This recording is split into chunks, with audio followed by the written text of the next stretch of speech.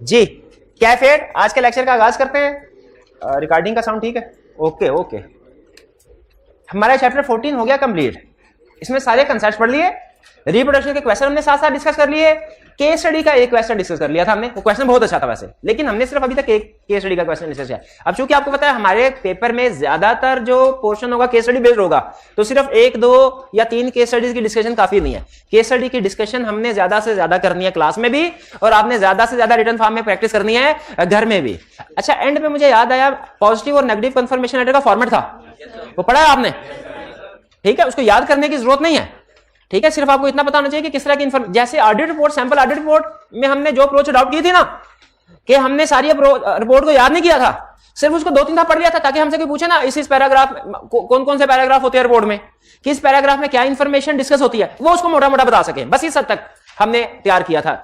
Exactly इसी तरीके से हमने कंफर्मेशन लेटर जो है इसको भी स्टडी करना है, रीड करना है, पॉजिटिव फॉर्मेट भी और नेगेटिव का भी। किस लिए? याद करने की, ज़बानी याद करने की जरूरत नहीं है। अप्रोच क्या होगी, 2-3 दफा हम पढ़ ले ताकि हमें पता हो कि कंफर्मेशन लेटर में किस तरह की इंफॉर्मेशन होती है, और पॉजिटिव में और नेगेटिव में क्या फर्क होता है, वो कौन सी ऐसी बात है जो पॉजिटिव में करता है और नेगेटिव में नहीं करता। ठीक है, और क्या कंफर्मेशन सेंड करते हुए सिर्फ ये कहता है कि मुझे बैलेंस या डिसएग्रीमेंट बता दो, कि उस डिसएग्रीमेंट की रीजन भी मांगता है। क्या कंफर्मेशन लेटर क्लाइंट की तरफ से जाता है कि ऑडिटर की तरफ से जाता है, ये चीजें आपको पता होनी चाहिए।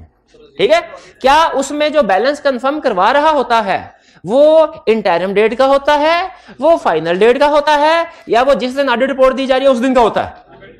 कौन सी डेट होती है, कौन सी डेट का बैलेंस कंफर्म करवाया जाता है? नॉर्मली ईयर एंड का, लेकिन कभी कभार इंटरिम। लेकिन अगर इंटरिम डेट का बैलेंस कंफर्म करवाए तो क्या कुछ एडिशनल प्रोसीजर परफॉर्म करने होते हैं। ये चीजें आपको पता होनी चाहिए।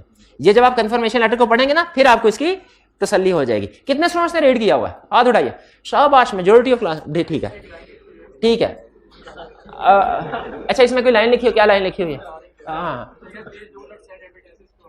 Please do not send remittance to auditor. भाईजान, आप कंपनी के डेटर हैं, हम एज ऑडिटर आपसे पूछ रहे हैं कि क्या आपने कंपनी के 5 लाख देने हैं। बाजू का जो मासूम लेटर होता है वो ये समझते हैं ये कंफर्मेशन लेटर नहीं है, ये डिमांड नोटिस है, और ये कंपनी ने कोई गुंडे हायर कर दिए हैं जिन्होंने हमें नोटिस भेजा है कि भाई अगर तुमने नहीं ना पैसे दिए तो हम आके तबाही फेर देंगे। तो वो घबरा के क्या करते हैं, वो उसको से वो साथ में चेक सेंड कर देते हैं। चेक सेंड कर रहे हैं। अगर चेक सेंड कर दे, कंफर्मेशन लेटर आपने भेजा, आपने कहा बताओ आपने कंपनी के 5 लाख देने हैं कि नहीं, उसने आपको लेटर 5 लाख का चेक भेज दिया, तो आपने 2 काम करने हैं। पहला काम क्या, ऑडिट पॉइंट ऑफ व्यू से एविडेंस मिल गया आपको, क्योंकि आपको पता है रिसीविंग ऑफ कैश भी इस बात का एविडेंस होता है कि रिसीवेबल था कि नहीं था। और दूसरा काम क्या करना, वाला चेक इन कैश नहीं करवाना, चेक क्लाइंट को देना है, वो इन कैश हो, क्योंकि वो क्रॉस चेक होगा, कंपनी के नाम पे होगा। वो डेटर इतना भी मासूम नहीं है कि बेरे चेक भेज दे।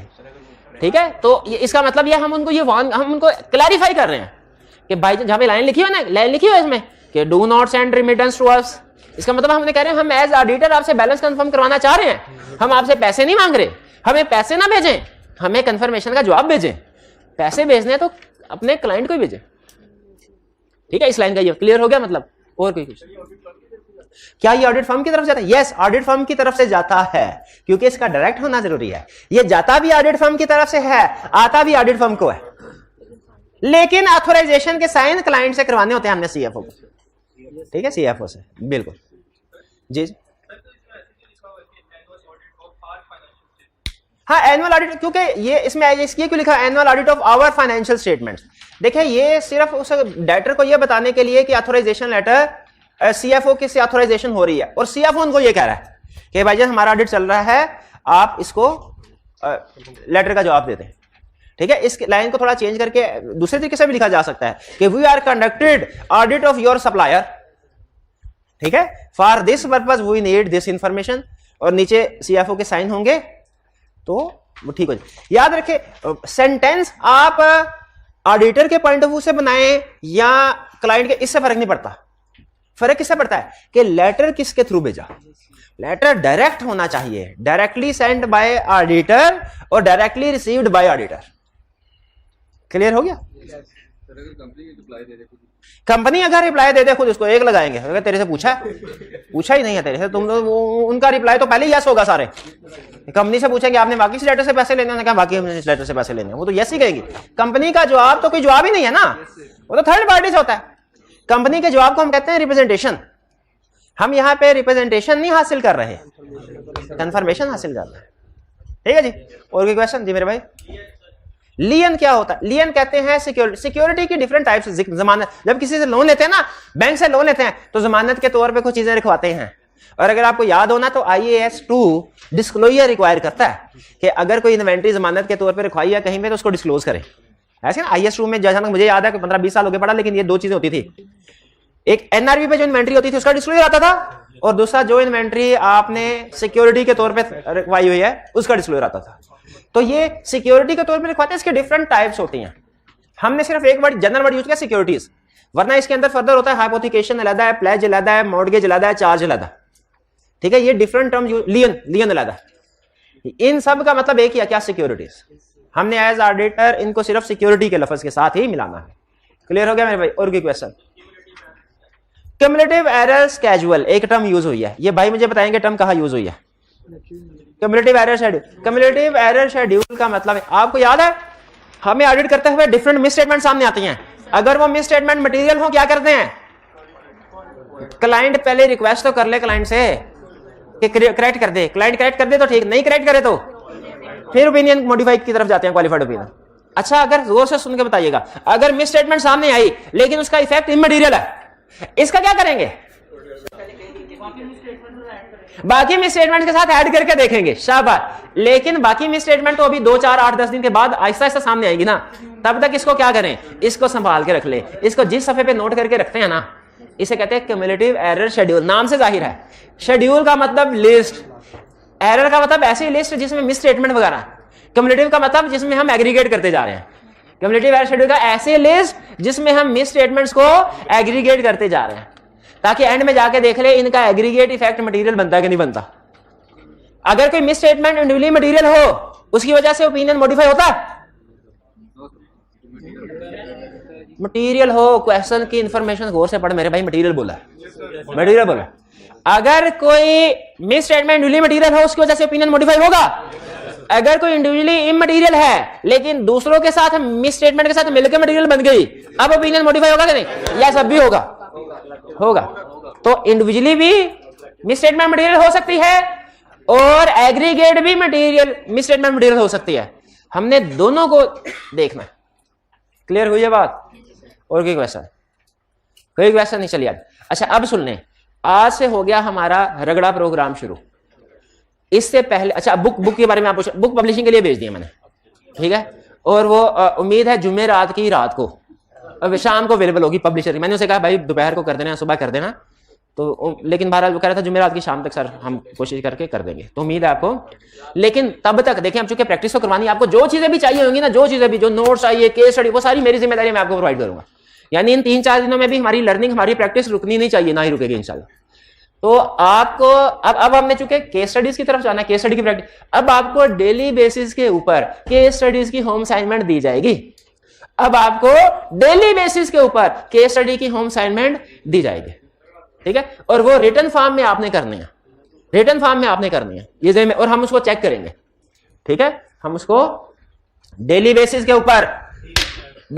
ऊपर क्या दिया जाएगा आपको? होम असाइनमेंट, जो हमने क्या करना होगा? चेक करनी होगी। और अगर आप असाइनमेंट ना करके आए तो समझ आए, ये आप कल आपको पता चल जाएगा, कल आपको पता चल जाएगा। हाँ जी, हाँ, क्योंकि मैं इंक्वायरी से आपको नहीं बताना चाहता कि आपके साथ क्या होगा, मैं चाहता हूं आप ऑब्जर्व करें, ऑब्जर्व कर रहे हैं, ठीक है? कि आपके साथ क्या होगा जब आप केस स्टडी नहीं करके आएंगे। तो आज की होम असाइनमेंट सुन लें। आपको अभी थोड़ी देर में वॉल्यूम 2 डिस्ट्रीब्यूट हो जाएगा क्लास में, उसके क्वेश्चन नंबर 1, 3, 4, 8 1 एंड में कीजिएगा। 1 एंड पहले 3 कर लें, 4 कर लें, 8 कर लें, फिर बाद में एंड पे क्वेश्चन नंबर। ये 4 केस स्टडीज रिटन फॉर्म में। अच्छा, रीडिंग अगर आप करके आए, ये असाइनमेंट नहीं समझी जाएगी कि आपने अटेम्प्ट किया। अगर आपने सिर्फ की पॉइंट्स लिखे, ये भी रिटन असाइनमेंट नहीं समझी जाएगी। अगर आपने पढ़ के उसको अंडरलाइन कर लिया, ये भी असाइनमेंट वही अटेम्प्ट हुई समझी जाएगी जो आपने ऐसे ही की है जैसे एग्जाम में करता है। जैसे एग्जाम में करते हैं, क्योंकि अगर यहां पे कीवर्ड्स लिखे ना तो एग्जाम में भी जहन में कीवर्ड्स ही आएंगे, एग्जाम में भी जहन में कीवर्ड्स ही आएंगे, ठीक है। तो इसीलिए आपने रिटर्न, और कैसे रिटर्न में, जैसे एग्जाम में करते हैं कंप्लीट सेंटेंस फॉर्म में। ये सबके लिए, हर आज के बाद जितनी भी असाइनमेंट्स मिलेगी सबके लिए सोल्व बता रहा हूं। तो चैप्टर 14 एक्सटर्नल कंफर्मेशन की केस स्टडी 4 आपकी होम साइड में क्लियर।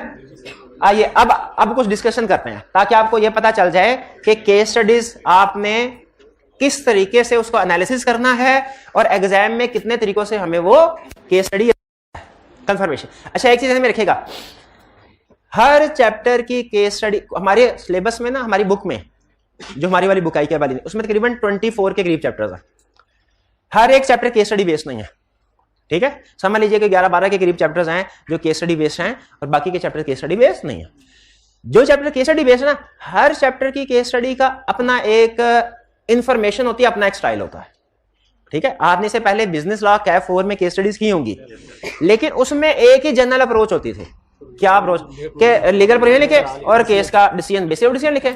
यहां पे हर चैप्टर की केस स्टडी दूसरे चैप्टर से डिफरेंट होती है, यानी चैप्टर 4 की केस स्टडीज डिफरेंट है, इसकी रिक्वायरमेंट डिफरेंट होगी। चैप्टर 14 की केस स्टडी डिफरेंट है, इसकी रिक्वायरमेंट डिफरेंट होगी। तो आपने हर चैप्टर को उस ये जहन में रखना है, इस चैप्टर में जब आएगा आप केस स्टडी पूछता है तो कितने तरीकों से पूछ सकता है, ठीक है, किस तरह की केस स्टडी पूछता है, ये जहन में रखिएगा। जैसे अगर मैं आपसे पूछूं, अगर आपको उसने इंफॉर्मेशन दी हुई है कुछ किसी क्लाइंट के बारे में और नीचे रिक्वायरमेंट में लिखा हुआ बताओ what will be impact on audit report, तो ये किस चैप्टर की केस स्टडी है? ये ऑडिट रिपोर्ट वाले चैप्टर की केस स्टडी है। और अगर रिक्वायरमेंट में लिखा हो कि whether you will send positive confirmation और नेगेटिव कंफर्मेशन या कंफर्मेशन, तो ये जहन में रखिएगा। पहले केस स्टडी में सबसे पहला आपका जो डिसीजन होता है ना, वो ये होता है कि ये किस चैप्टर की है, कौन सा कंसर्ट पूछ रहा। तो स्टार्ट करते हैं हम। ये हमारा क्वेश्चन नंबर 2 है, जो आपको नोट्स डिस्ट्रीब्यूट किया जाएगा वॉल्यूम 2, उसका क्वेश्चन नंबर 2 है हमारा, वो भी डिस्ट्रीब्यूट कर दिया जाएगा। अभी बोला ना, वो कॉपी हो रहे हैं अभी फिलहाल आप सामने। एग्जाम में सबसे पहले कोई भी केस स्टडी आ जाए, बल्कि कोई भी रिप्रोडक्शन का क्वेश्चन भी आ जाए, सबसे अहम चीज याद रखिए उसकी रिक्वायरमेंट्स होती है। 6 महीने की तैयारी एक तरफ और 3.25 घंटे की परफॉर्मेंस एक तरफ। इसको मानते हैं कि नहीं मानते? 3.25 घंटे की परफॉर्मेंस भारी होती है, ठीक है। 6 महीने जो मर्जी तैयारी कर लें, उसमें अच्छा परफॉर्म नहीं किया, परफॉर्म नहीं कर सके। अब अगली बात सुने, ये बात तो आपको सब बताते होंगे, अगली बात सुने। 3.25 घंटे एक तरफ और वो 15-20 मिनट जिनमें आप रिक्वायरमेंट्स पढ़ते हैं, रिक्वायरमेंट्स वो एक तरफ। अगर आपने रिक्वायरमेंट पढ़ के उसको समझ लिया कि किस चैप्टर का कौन सा कंसेप्ट है, आपका आधा पेपर पास हो जाता है। तो इस 3.25 घंटे में भी जो आपका प्लानिंग का टाइम होता है ना, प्लानिंग का, वो ज्यादा अहम होता है 15-20 मिनट का। बाकी तो आपने सिर्फ लिखना ही होता है ना उसको। अगर प्लानिंग में गलत डिसीजन कर लें, वो हो किसी और चैप्टर की केस स्टडी, आप किसी और चैप्टर पर पहुंच जाए, कंसेप्ट कोई और पूछ रहा है, आप कुछ और बता दें, तो याद रखिए अगर आपने ये प्लानिंग के 2 मिनट में एक क्वेश्चन को पढ़ते हुए गलत डिसीजन कर लिया ना, फिर इसके बाद आप जो 12 मिनट उस क्वेश्चन को सॉल्व करेंगे ना, उसके 0 नंबर। तो पहला रूल क्या है? 6 महीने लगा, 3.25 घंटे लगा। दूसरा रूल क्या है? 3.25 घंटे के अंदर भी वो 15-20 मिनट जिनमें आप रिक्वायरमेंट्स को पढ़ के अंदाजा लगाते हैं, वो अलग है, और बाकी के 3 घंटे अलग है। ये 15-20 मिनट आपने ये इन्वेस्टमेंट करनी है। हमारा स्टूडेंट ये समझ रहा होता है मैं पेन रख के साइड पे सिर्फ अगर रिक्वायरमेंट पढ़ा, मैं टाइम जाया कर रहा हूं। हरगिज नहीं जाया हो रहा टाइम उस वक्त जाया होता है जब आप बगैर ड्यू कंसीडरेशन के, बगैर ज्यादा सोचे समझे क्वेश्चन को देख के एक नया अटेम्प्ट करना शुरू कर देते हैं। और ये आदत पड़ती है काउंटिंग के पेपर से। काउंटिंग के पेपर में रिक्वायरमेंट्स तकरीबन एक तरह की होती है, तो जैसे ही शक्लो सूरत सामने आते हैं ना, क्वेश्चन ट्रायल बैलेंस दिया नीचे, ओ ये तो वही सवाल किया था, इसमें क्या रिक्वायरमेंट होगी, इनकम स्टेटमेंट बैलेंस शीट। याद रखिए काउंटिंग में और थ्योरी के पेपर में फर्क है। अकाउंटिंग में बहुत ज्यादा वेरिएशन नहीं होती, वेरिएशन होती है लेकिन बहुत ज्यादा नहीं होती। कैश फ्लो स्टेटमेंट की आपने अगर स्टैंडर्ड पढ़ा हुआ है, उसमें आपने देखते होंगे उसमें इंफॉर्मेशन उसकी तकरीबन एक तरह की होती है। रेक्टिफिकेशन ऑफ एरर में इंफॉर्मेशन तकरीबन एक तरह की होती है। बीआरएस के क्वेश्चन में 2-3 वेरिएशन है सिर्फ, किसी में बैंक स्टेटमेंट देता है, किसी में बैंक स्टेटमेंट के बगैर इंफॉर्मेशन दे देता है, बस आपको देख के पता चल। लेकिन याद रखिए ऑडिट में वो एक ही टॉपिक को डिफरेंट वेज में टेस्ट कर लेता है, इसीलिए इसमें रिक्वायरमेंट डिफरेंट होती है। एक ही टॉपिक के अंदर आपको 10 तरह की रिक्वायरमेंट्स मिल जाएंगी, किसी में कुछ पूछ रहा होगा, किसी में कुछ पूछ रहा होगा। तो किसी भी थ्योरेटिकल पेपर में, खास तौर पे ऑडिट में जिसमें केस स्टडीज होती है, खास तौर पे ऑडिट में सबसे अहम चीज क्या है? रिक्वायरमेंट पढ़ के ये समझना के पूछ क्या रहा है, कुछ हमने बताना क्या है, ये है प्लानिंग फेज। इस पे आपने ज्यादा से ज्यादा टाइम लगाना।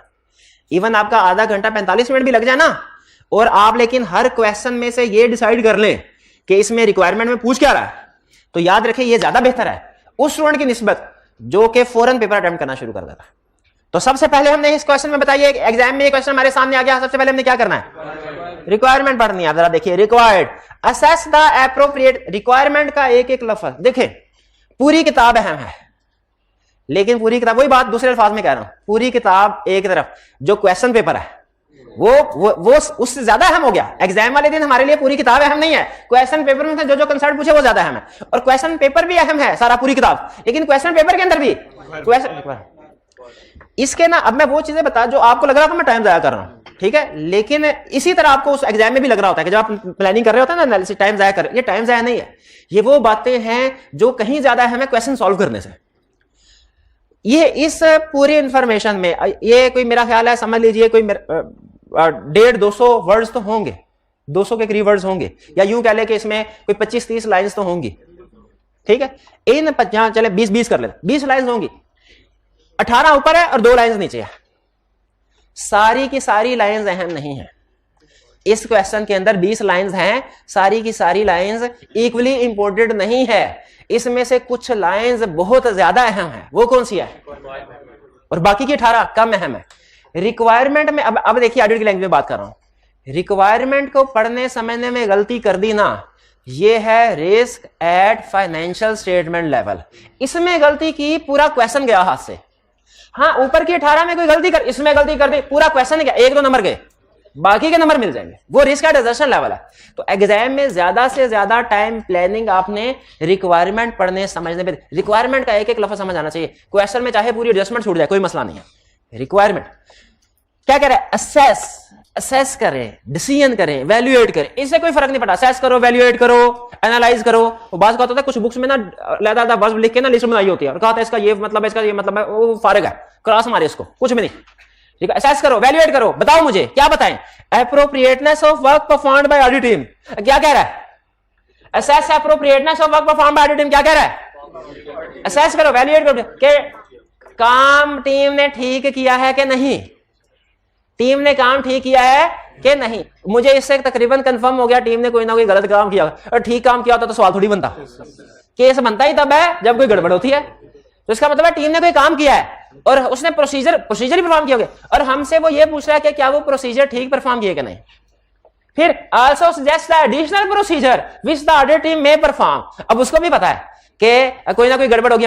हमने सिर्फ ये बताना, इस हिस्से में सिर्फ इतना कह रहा है, क्या बताओ काम ठीक हुआ कि गलत हुआ, गड़बड़ हुई है। और दूसरे हिस्से में क्या कह रहा है, अगर गड़बड़ हुई है तो बताओ उसको ठीक कैसे करना। गड़बड़ हुई है तो बताओ। देखिए, ये रिक्वायरमेंट पढ़ के आपको ये समझ आ रहा है कि वो यही पूछ रहा है हमसे। आगे चलते हैं, चलिए। अब इंट्रोडक्टरी लाइन कह रहा है, you are the audit manager. Normally requirement नीचे होती है, रिक्वायरमेंट सबसे अहम शुरू की 1-2 लाइंस होती है ना, वो इंट्रोडक्टरी, वो होता है सलाम दुआ, इंट्रोडक्टरी इंफॉर्मेशन, हेलो हाय। कह रहा है, you are the audit manager responsible for the audit of एनकेल limited for the year ended 28 February 2021। इस ईयर एंड का ऑडिट हो रहा है, ठीक है। ईयर एंड क्या है, 28 फरवरी 2021। अच्छा, डेट्स हमारे क्वेश्चन में अहम होती हैं, बिल्कुल होती हैं। हाँ, इंटरम डेट है कि फाइनल, इसके लिए, ठीक है। अकाउंटिंग में भी अहम होती हैं, और डेप्रिसिएशन वगैरह की एडजस्टमेंट की कैलकुलेशन यहां पे भी अहम होती है। खास तौर पे सब्सिक्वेंट इवेंट में अहम होंगे। सब्सिक्वेंट इवेंट कौन से होते हैं, जो ईयर एंड के बाद अगर होते हैं, उनके लिए हम। अच्छा, अब चलते हैं। कह रहा है, summary of debtors, sorry, audit team has prepared following summary of debtors balances for your review.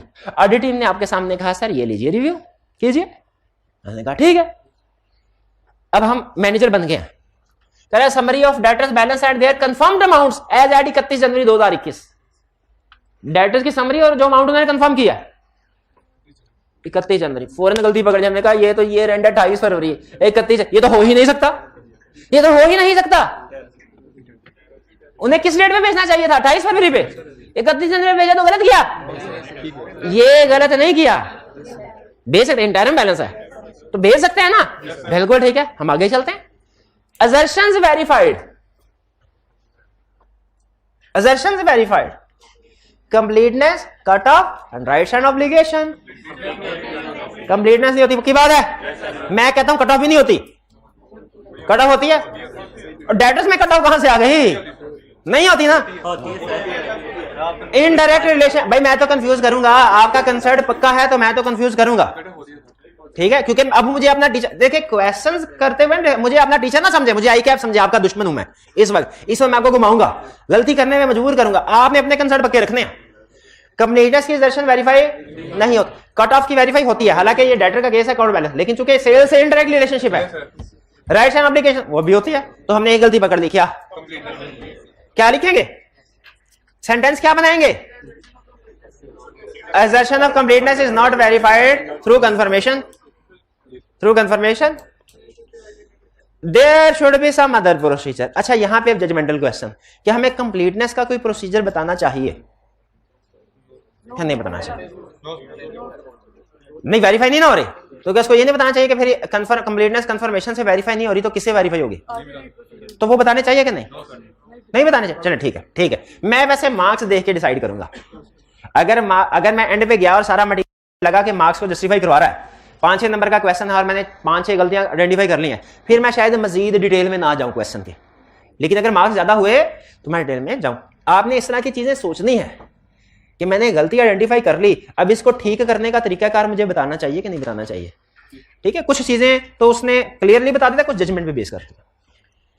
इस पे हम सारे एग्री करते हैं कि कंप्लीटनेस की एडजस्टमेंट कंफर्मेशन से वेरीफाई नहीं होती। आगे चलते हैं। सीरियल नंबर है, डेटर्स हैं, balance as per books, book से क्या बना? जीएल, क्लाइंट के मुताबिक, और बैलेंस कंफर्म्ड बाय डेटर। ये एक तरह से वो समरी है जो मैंने आपको बताई थी ना, समरी। ये थोड़ी सी डिटेल्ड है क्योंकि इसमें कुछ मसले मसाइल सामने आए हैं। ये वाला पेज हम हर ऑडिट के एंड पे बनाया करते हैं, जिसमें लिस्ट होते हैं, डेटर्स होते हैं और आगे समरी। अल्फा, बुक्स का बैलेंस 8 लाख, डेटर ने कंफर्म किया 8 लाख। कमेंट्स? नो कमेंट्स, काम ठीक किया। अच्छा, एक है इससे भी अहम क्वेश्चन, 3-4 केसेस हैं, क्या सबको मैंने इकट्ठा डिस्कस करना है कि अलग-अलग? ये ज़हन में रखिएगा, किसी भी केस स्टडी में अगर जितने भी 2-3-4 क्वेश्चन होंगी, हमने हर एक को अलग-अलग डिस्कस करना होता है, ये ज़हन में रखिएगा। पहले में कोई मजीद प्रोसीजर परफॉर्म नहीं करना। ओके, आगे चलते हैं। 2 बीटा, बुक्स के मुताबिक बैलेंस 9 लाख, डेटर ने भी कंफर्म किया 9 लाख, तो ठीक हो गया। कमेंट्स में क्या कह रहा है? Confirmation was returned bye courier on the grounds of invalid address. Courier वाले को घर का एड्रेस नहीं मिला, उसने कहा ये एड्रेस ठीक नहीं है, इस एड्रेस पे बंदा नहीं रहता। Confirmation was received by the client through its rider. Client के राइडर ने कहा मैं सर सारा दिन फारिग होता हूं, मैं घर जानता हूं इसको, वो चला गया। Reply was received directly by the auditor. अच्छा, sent was indirectly, received was directly, गड़बड़ है गए। इससे अब मैं एज ऑडिटर सोचूंगा लगता है फेक डेटर था, एड्रेस गलत था, कोरियर वाले को तभी नहीं मिला, और राइडर उसने इसलिए भिजवाया ताकि वो फेक डेटर है ना, तो उधर करीबी किसी दूसरी जगह से वो ले आए, उधर से भिजवा दे। तो मुझे बताइए इसमें आपको कोई प्रॉब्लम नजर आती है कि नहीं? क्या प्रॉब्लम नजर आती है? इनडायरेक्टली रिसीव किया। अच्छा, एक तो है इनडायरेक्ट, इसमें हम क्या करें फिर? रिक्वेस्ट करेंगे? नहीं, इसमें हम खुद करेक्ट एड्रेस लेके खुद सेंड करेंगे डायरेक्टली। अगर फिर भी जवाब नहीं आता ना, यहाँ पे अल्टरनेट प्रोसीजर से ज्यादा मेरा रिस्क ऑफ फ्रॉड। क्या इसमें सिर्फ हम इनडायरेक्ट का इशू डिस्कस करें कि रिस्क ऑफ फ्रॉड भी करें? मेरा क्वेश्चन है, रिस्क ऑफ फ्रॉड भी करें, ठीक है। अब रिस्क, ये 2 पॉइंट आपने मेंशन कर दिए, मेरी तसल्ली होगी। अब इनको एक्सप्लेन कितना किस हद तक करना है वो आपकी जजमेंट है। जैसे इन स्टूडेंट ने कहा सर अगर हम इनडायरेक्ट कह रहे हैं और हम कह रहे हैं एविडेंस डायरेक्टली होना चाहिए कंफर्मेशन, तो हम ये लिखेंगे, मैं अगर क्वेश्चन एग्जाम में बैठूंगा सिर्फ इतना लिखूंगा कि ऑडिटर को ये कंफर्मेशन अब डायरेक्टली सेंड करनी चाहिए, ठीक है। इन्होंने कहा नहीं सर, मैं उसे आगे मजीद ये लिखूंगा क्या कि अगर उसका जवाब नहीं आता तो फिर अल्टरनेटिव प्रोसीजर से एविडेंस ऑब्टेन करना चाहिए। ये भी गलत नहीं हुआ, ठीक होगा। इशू आपने पकड़ लिया ना, मेरी तसल्ली हो गई। इशू को खींचा कितना, मुझे इसमें इंटरेस्ट नहीं है, मुझे हाँ ये डिसाइड करेंगे नंबर्स की बेस पे। लेकिन अगर आप एक्स्ट्रा लिख देते हैं उसमें कोई मसला नहीं, ध्यान में रखिएगा। पूरे ऑडिट में आप 1-2 जगहों के अलावा कहीं पे भी एक्स्ट्रा लिख दे उसमें प्रॉब्लम नहीं है। तो एक इशू इसमें इनडायरेक्ट वाला था, दूसरा जो एक तरह से थोड़ा हिडन इशू था वो रिस्क ऑफ फ्रॉड का था कि ये फेक डेटर लग रहा है, हम रिस्क ऑफ फ्रॉड इंक्रीज करेंगे। आपको इस इंफॉर्मेशन से लग रहा है कि रिस्क ऑफ फ्रॉड है?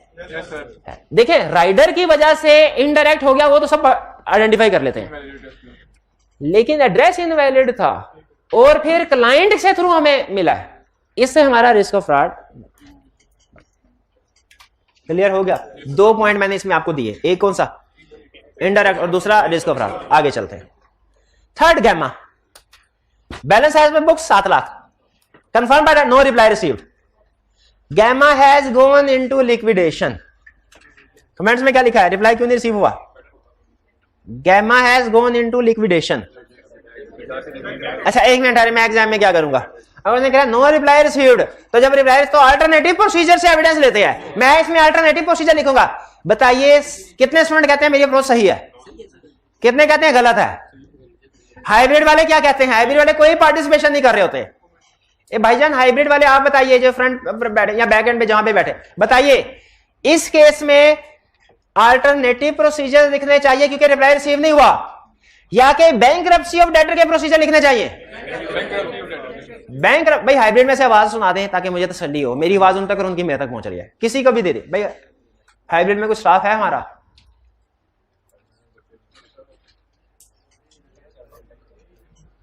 किसी को दे दीजिए, किसी को माइक दे दें। हाँ ये भाई हिम्मत की, शाबाश, हिम्मत कीजिए मेरे भाई। बताइए अल्टरनेटिव प्रोसीजर के लिक्विडेशन में गया है डेटर, बैंक्रप्सी के प्रोसीजर होंगे? नहीं हाइब्रिड में सर, शाबाश, बैंक्रप्सी के प्रोसीजर होंगे। मेरा भाई बता दीजिए बैंक्रप्सी के प्रोसीजर क्या होंगे? वो भी लिखने भी तो हैं कि नहीं, कि सिर्फ हेडिंग लिख देंगे बैंक्रप्सी के प्रोसीजर इसमें लिखने चाहिए।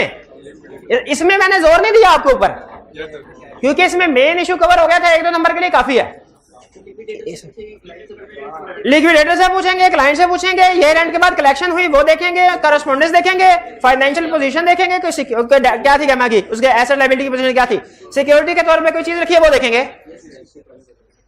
भाई समझ आ रही है कि नहीं? ये प्रोसीजर लिखेंगे, समझ आ रहे हैं आप?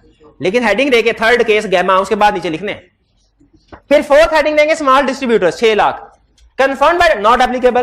क्यों कह रहा है? These represent various small distributors whose balance were below rupees 30,000 due to immaterial balances they were not selected for sending confirmation। ठीक है? क्यों?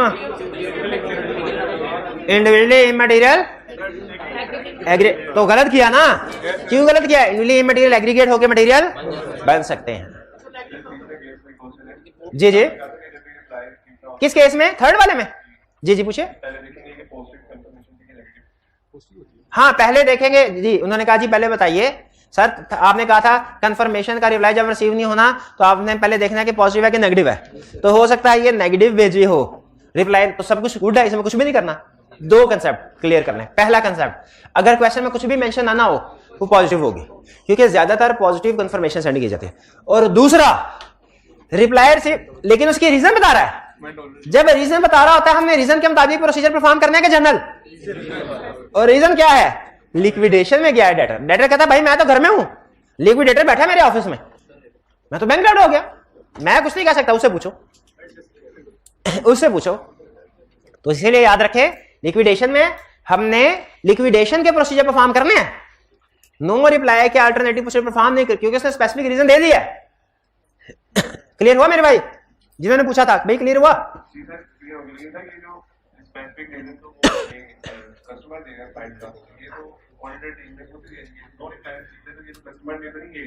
नहीं इंफॉर्मेशन हमारे पास आ गई ना, मे भी ये इंफॉर्मेशन कंफर्मिंग पार्टी के थ्रू आई हो, हमारी टीम के थ्रू आई हो, मे भी मैनेजमेंट ने बताई हो, लेकिन बार इंफॉर्मेशन हमारे पास आ गई कि डेटर बैंकरप्ट हो गया।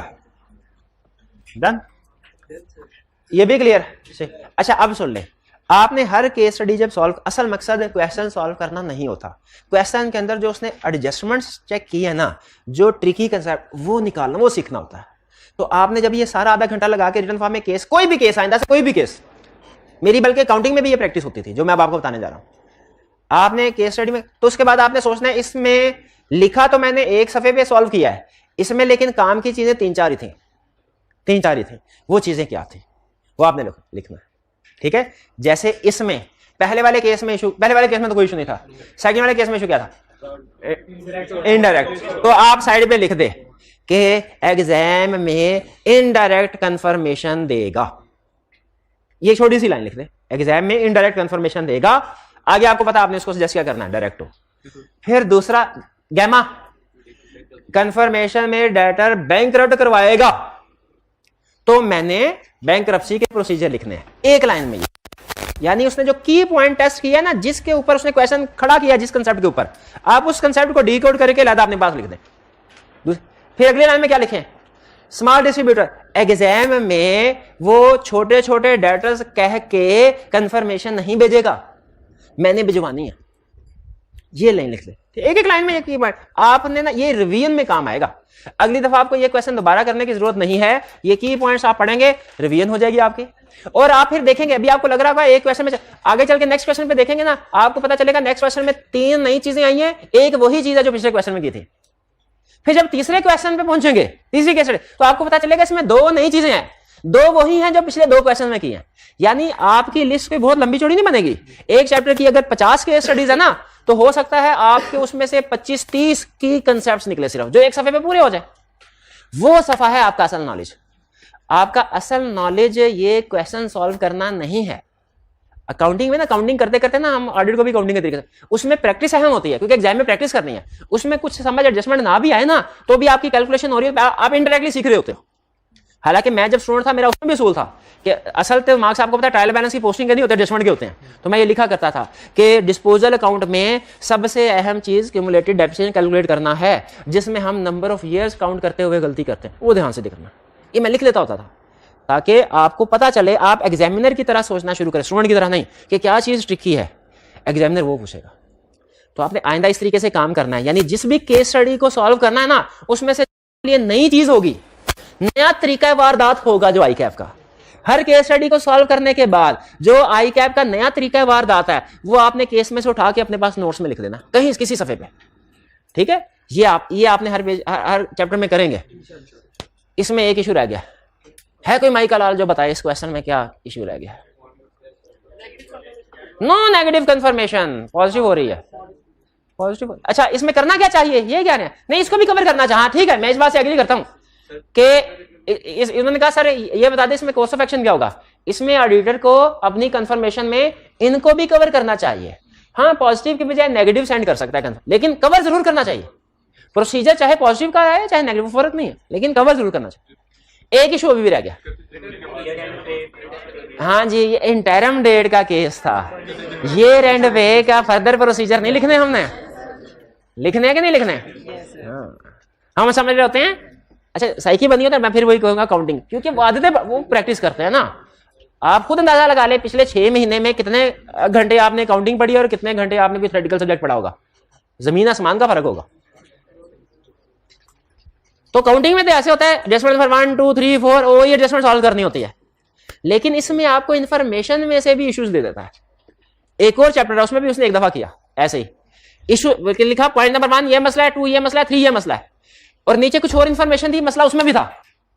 अच्छे स्टूडेंट ने सिर्फ 3 मसले उठाए। क्यों भला? क्योंकि उसने 1 2 3 नंबरिंग 3 की दी हुई थी। हालांकि उसमें नंबरिंग जरूरी नहीं सारे मसले एक एक नंबर करके आए।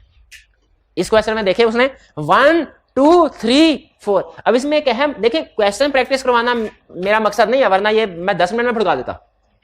मेरा मकसद है आपको इससे सिखाना चीजें जो आपके बाकी के क्वेश्चन में भी काम आए। अब मैं आपको बहुत अहम एक आज के लेक्चर की सबसे 2 चीजें, सब कुछ भूल जाएं, 2 चीजें ना भूले, 2 चीजें पिक कर लेना आज का लेक्चर पा रहा है।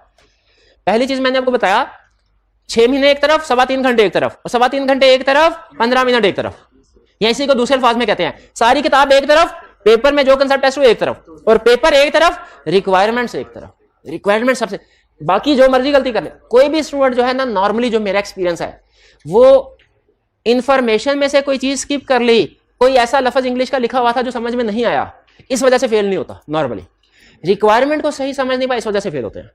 तो रिक्वायरमेंट के ऊपर आपने फोकस, एक ये चीज है।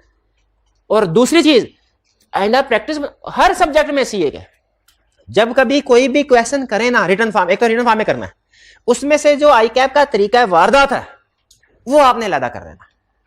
ठीक है, ये आपने लदा कर लिया ना, आईकैप कभी आपको पकड़ नहीं सकेगा। ऐसी कि तैसे आईकैप की कोई ऐसा क्वेश्चन बनाए कि आप ना कर सके। लेकिन अगर आपने रिटन फॉर्म में प्रैक्टिस की और प्रैक्टिस करने के बाद जो तरीकाकार उसका अलग सफे पे लिखना है, ये 2 बातें फॉलो कर लें, बाकी कुछ नहीं चाहिए मुझे आज के लेक्चर में, आपसे और कुछ नहीं चाहिए। लेकिन तीसरी चीज एक और अब आपको बता रहा हूं, ये इतनी अहम नहीं है जितनी पिछली 2 थी, लेकिन ये भी अहम है। काउंटिंग में 1 2 3 4 करता ना अगर ऐसे, तो मुझे पता होता 1 में भी एडजस्टमेंट है, 2 में 4 एडजस्टमेंट है क्वेश्चन में। थ्योरी के क्वेश्चन में लाजमी नहीं है। इसमें इशू है, एड्रेस किया, इसमें इशू है, एड्रेस किया, इसमें इशू नहीं है। इसका मतलब है अगर हमें वो 4 इंफॉर्मेशन देता है, 4 पॉइंट्स देता है, हर पॉइंट में मसला हो जरूरी नहीं है। और दूसरी बात, अच्छा मैं एक सेंटेंस में बोल रहा हूं, ऐसा पॉसिबल है कि किसी पॉइंट में कोई भी मसला ना हो, ऐसा भी पॉसिबल है एक पॉइंट में 2 मसले हो, 2 मसले, ठीक है। और 1 2 3 के अलावा भी हो सकता है इशू हो, जैसे ऊपर कंप्लीटनेस वाला है, ऊपर इंटरनल ऑडिट वाला है।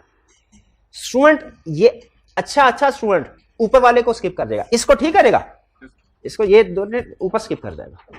तो आपने पूरे क्वेश्चन को ध्यान से पढ़ना। क्लियर? आगे चलें। नेक्स्ट, इस क्वेश्चन में और कोई चीज तो नहीं डिस्कस करने वाले, बट ठीक है, मेरे ख्याल में भी नहीं है, मैंने डिस्कस कर ली। Next, requirement. सबसे पहले कमेंट कीजिए on suggestions of job incharge. इसका मतलब है, अब देखें, अब मैं सोच रहा हूं, इसका मतलब है इस क्वेश्चन में कोई जॉब इंचार्ज होगा जिसने कोई सजेशन दी होंगी और कंफर्म, तकरीबन कंफर्म है और उस सजेशन में गड़बड़ होगी, तकरीबन कंफर्म है। कमेंट करना है हमने, यानी ये बताना है कि क्या गड़बड़ है और क्या सही होना चाहिए, ये भी बताना चाहिए कि नहीं, ये भी बताना चाहिए कि नहीं बताना चाहिए। एक वक्त था आईकैप सिर्फ एग्जामिनर कमेंट्स देता था, हम टीचर्स आईकैप के ऊपर बड़ा कमेंट करते हैं। क्या हम कहते थे, भाई आप ये तो बता देते हो कि क्या क्या गलतियां की हैं स्टूडेंट ने, लेकिन सही क्या करना है ये कैसे पता चले। उसने कहा नो प्रॉब्लम। फिर काफी अरसे के बाद उसने जैसे सोल्यूशन देने भी शुरू कर दिए। मुझे बताइए, आईकैप सिर्फ एग्जामिनर कमेंट्स दे जिसमें आपकी गलतियां बताए कि सही क्या करना था, जैसे सोल्यूशन वो भी दे, वो भी देता। तो हमने कमेंट भी करना है, कमेंट के अंदर जहां जहां पे ये बताना है कि ये चीज गलत है, वहां पे हमारे पूछे या ना पूछे ये लाजिम है। क्या लाजिम है? ठीक क्या है, अगर कोई चीज गड़बड़ हो रही है तो ठीक है, ये भी बताना है। आप टेस्ट दे रहे हैं, आपको सिर्फ ये पता चल जाए 10 में से 7 नंबर है, ये इतनी अहम बात नहीं है। गलतियां पता 3 नंबर क्यों कटे, ये ज्यादा अहम है। तो सिर्फ ये नहीं बताना है गलत क्या किया, इसमें गलती क्या थी, कैसे ठीक होगा, ये भी बताना है। Assuming that the suggestion by job in charge is not considered appropriate, assume करें कि suggestion job in charge की appropriate नहीं, सही नहीं है। Suggest an alternative approach keeping in view the time limitation। Alternative approach भी बतानी है, time limitation, इसका मतलब है टाइम की गड़बड़ होगी, टाइम कम है, मुकाबला सकता है। टाइम कम हो तो हम क्या करते हैं, इंटरम ऑडिट, नहीं सैम्पलिंग तो टाइम ज्यादा हो फिर भी करते हैं, सैम्पलिंग नहीं है हल इसका। टाइम हमारे पास क़यामत तक का होगा ना, इंशाल्लाह हम एज ऑडिटर फिर भी सैम्पलिंग ही करेंगे, हम ज्यादा काम, क्योंकि स्टैंडर्ड ने इजाजत दी है ना, सैम्पलिंग नहीं, इंटरम ऑडिट है इसका जवाब। लेकिन बहरहाल देखते हैं कुछ और भी क्विक मेथड हो सकते हैं काम करने का, जैसे बाज़ औक़ात कुछ प्रोसीजर हम कंप्यूटर के जरिए से भी कर सकते हैं, कंप्यूटर क्विक परफॉर्मेंस देता है ना।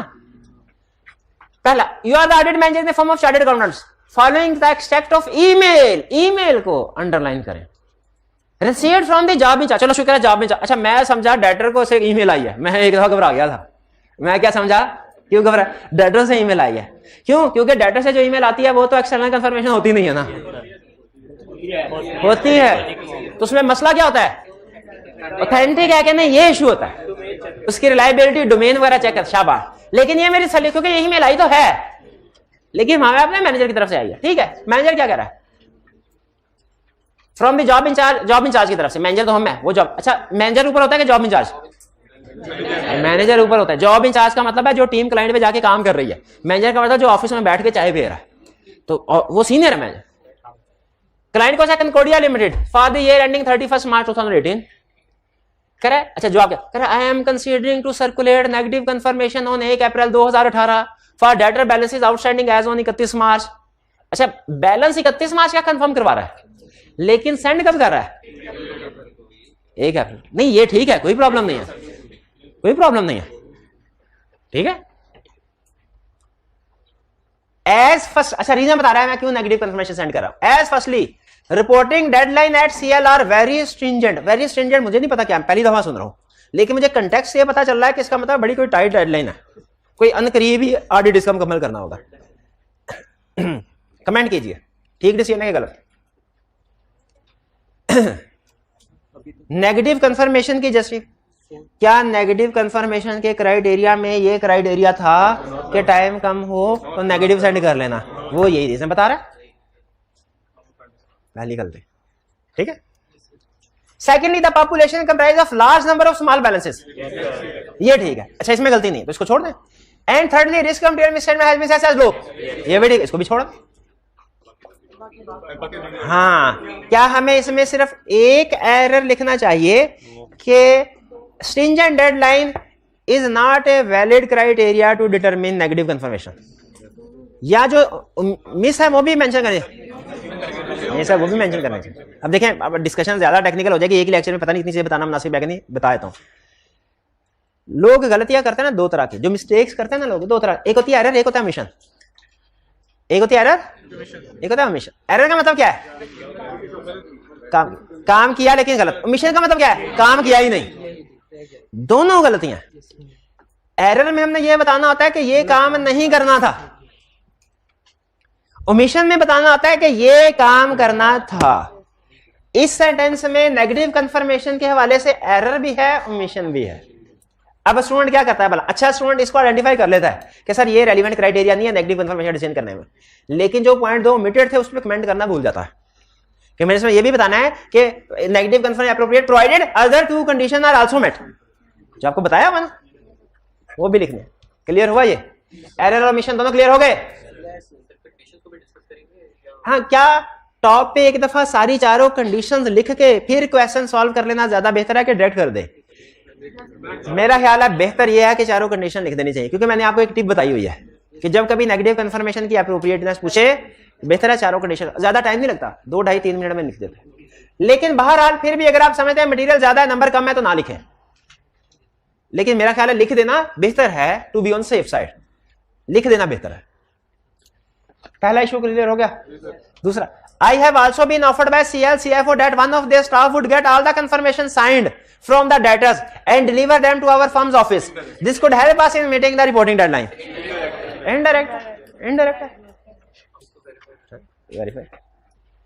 ठीक है। अच्छा, अब हम कहेंगे ये अनएक्सेप्टेबल है, हम डायरेक्ट कंफर्मेशन सेंड करेंगे। अच्छा, कह रहे टाइम कम है, सजेशन दीजिए टाइम को सामने रखते हुए। जी, इंटायरम ऑडिट कर लें पहली, करेक्ट। और उसके बाद फर्दर एक ऑप्शन भी, और कोई ऑप्शन है आपके पास? इंटायरम ऑडिट वाले ठीक है भाई। कंफर्मेशन का जवाब जल्दी आ जाए, कोई और ऑप्शन है आपके पास क्या? खुद चले जाए। ईमेल भी तो जल्दी चली जाती है, ईमेल भी एक्सेप्टेबल है, वो कर सकते हैं। तो ये 2-3 हमारे पास फर्दर ऑप्शंस है क्विक रिप्लाई लेने के लिए। क्लियर हो गया? ईमेल का जवाब दे नहीं, लेकिन ईमेल का जवाब भी देर से, लेकिन बहरहाल लेटर से तो निस्बतन जल्दी आ जाएगा ना। लेटर से डेटर्स को उठवा के ले आओ भाई। समझ आ गया ये? अच्छा बताइए, इस केस स्टडी में आपने क्या नई चीज सीखी? क्या ई कैप का नया तरीका वारदात सीखा आपने? पहला, नेगेटिव कंफर्मेशन को चेक करते हुए कोई गलत कंडीशन भी दे सकता है और सही कंडीशन ओमिट कर सकता है। एक ये, और दूसरा अपना मैनेजर तो गलती कर सकता। और दूसरा, इसमें क्या सीखा आपने? हाँ, ये तो पहले वाले लेक्चर में सीख चुके थे, पहले वाले लेक्चर में सीख चुके थे कि इनडायरेक्टली एक्सेप्ट नहीं करना। इसका मतलब है नेक्स्ट क्वेश्चन किया ना तो इसमें हमारे कुछ चीजें ऐसी थी जो रिपीट हुई हैं, कुछ चीजें नहीं थी। अब जैसे जैसे आपकी प्रैक्टिस बढ़ती जाएगी ना, नई चीजें कम होती जाएंगी। होनी चाहिए। और याद रखें, अगर कोई केस स्टडी या कोई क्वेश्चन आपने जिंदगी में ऐसा किया जिसमें कोई नई चीज आपके सामने नहीं आई, तो आपने टाइम जाया किया। आपने टाइम नहीं, हर केस। और आई कैप की ये ब्यूटी है, ये मैं आपको बता रहा हूं कि नॉर्मली हर क्वेश्चन में आपको कोई ना कोई नई चीज सीखने को मिलती है, जिसका एक मतलब ये भी हुआ कि आप तैयारी जितनी मर्जी कर ले, एग्जाम में जब जाएंगे उसमें भी तो कोई नई चीज सीखने को मिलेगी। लेकिन याद रखें, अगर आपने 80% तक भी पेपर कंप्लीट कर लेते हैं ना, आसानी के साथ पास हो जाएंगे। आसानी 76% तो मैंने अटेम्प्ट किया हुआ ना पेपर सर, 24 नंबर का छोड़ ही दिया, फिर भी पास हो गया। और इस 74 में आप अंदाजा लगा ले गलतियां भी, ये तो मैंने सिर्फ मिशन कराया ना, 26 नंबर का पेपर मिट गया। अब 74 में भी सारी चीजें ठीक थोड़ी होंगी। तो याद रखें, आई कैप की मार्किंग का तरीका वो फिर किसी लेक्चर में आपको बताऊंगा। मार्किंग का तरीकाकार क्या है? मार्किंग का तरीकाकार ऐसे होता है कि 80% क्वेश्चन अटेम्प्ट करने वाले को 100% मार्क्स मिल जाए, है ना जी बात? पहले नहीं ना कभी सुनी है बात, क्या सुने हैं? क्या मार्किंग का तरीकाकार ऐसा होता है कि 80% क्वेश्चन अटेम्प्ट करने वाले को 100% मार्क्स मिल जाए। ये मैं अभी नहीं बताऊंगा ये क्या से, बस एक हिंट दे देता हूं। एक होता है मैक्सिमम मार्क्स, एक टर्म होती है maximum marks in the question, एक टर्म होती है available marks in the question. अगर आपसे कहे चार इश्यूज ढूंढो, तो क्या लाजमी है कि केस स्टडी में 4 इश्यूज होंगे? ज्यादा अगर 5 हैं लेकिन आप सिर्फ 4 अटेम्प्ट कर सके, तो बताइए क्वेश्चन आपने 80% अटेम्प्ट किया, मार्क्स 100% मिल सकते हैं कि नहीं मिल सकते? मिल सकते हैं। ठीक है, तो इसीलिए याद रखें, इसीलिए हम बार बार कहते हैं हर क्वेश्चन अटेम्प्ट करना लाजमी है, कोई भी क्वेश्चन कंप्लीट करना लाजमी नहीं है। समझ आ रही है कि नहीं? ये बातें ऊपर से गुजरी होंगी। हर क्वेश्चन अटेम्प्ट करना लाजमी है, हर क्वेश्चन कंप्लीट करना लाजमी नहीं है। 80-90% में बोलेंगे छोड़ दे, आगे निकले। मैं स्टूडेंट लाइफ, बस आखिरी बात, वो सिर्फ गपशप के लिए कह रहा हूं। स्टूडेंट लाइफ में अकाउंटिंग के पेपर में एक बड़ी गलती पता है क्या करता था? एंड पे जब बैलेंस शीट बन रही होती था उसका टोटल कर रहा था बराबर है कि नहीं है, ये देखने के लिए। हालांकि टोटल करने का कभी दुनिया की किसी बॉडी में कोई नंबर होता ही नहीं है, नंबर होता ही नहीं है। तो लेकिन उसके बगैर लगता है क्वेश्चन कंप्लीट ही नहीं हुआ, अंदर से आवाज आती नहीं टोटल करके देख, टोटल करके देख, और वो टोटल कभी टैली होता ही नहीं है। और फिर उसके बाद फिर 2 रास्ते निकलते हैं, फ्लो चार्ट में 2 रास्ते, या तो हम रिवर्स जाके गलती ढूंढने की कोशिश करते हैं, वो भी गलत है, और दूसरा अगले क्वेश्चन में टेंशन ले लेते हैं। इसीलिए हमने कभी, अभी आपके अकाउंटिंग के टीचर बेहतर बताएंगे, मेरा तजर्बा यह है कि क्वेश्चन जब कर लेना एंड में बैलेंस शीट का टोटल कभी ना करें। हाँ भाई बिल्कुल ठीक है, हो ठीक है। चलिए, अच्छा असाइनमेंट नोट कर लिया आपने? चलिए फिर बाकी अब क्वेश्चन हम कल डिस्कस करें। चलिए आज का लेक्चर यहाँ पे खत्म करते हैं हम। अल्लाह हाफिज।